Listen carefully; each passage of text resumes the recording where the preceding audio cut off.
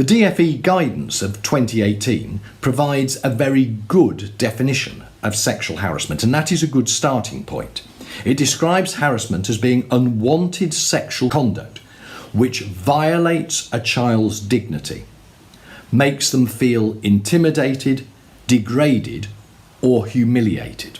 We must create a school environment in which pupils feel safe and comfortable to report and discuss matters of harassment. We need to significantly improve the delivery of RSE lessons, for which staff need proper training. And until that happens, and until staff are properly trained, RSE will remain largely ineffective and both unpopular and undervalued by staff and by pupils.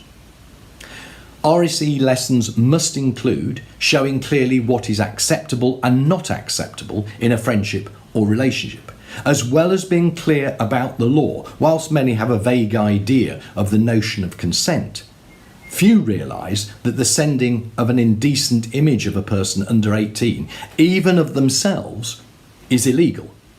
And to send it of another person without their consent could lead to the perpetrator being placed on the sex offender register. The fact that a great deal of sexting happens outside of school should not, if it impacts on the school, prevent action being taken. The statutory guidance on exclusions confirms that actions outside of school can be considered grounds for an exclusion, whilst the guidance also reminds heads that they must have regard for the interests of other pupils and staff at the school. Over 90% of girls and 70% of boys stated that sexual name-calling was common, whilst 88% of girls and 49% of boys said that sending explicit videos or pictures was also common.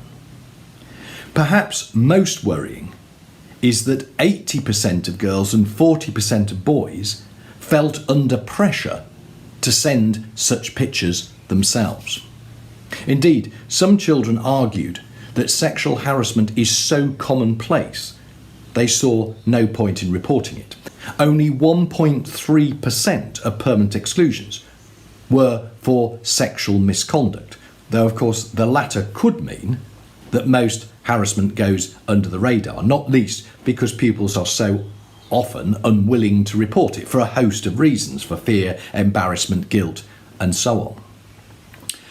The report quite rightly, therefore, advises schools to assume that sexual harassment goes on, even without specific concrete evidence.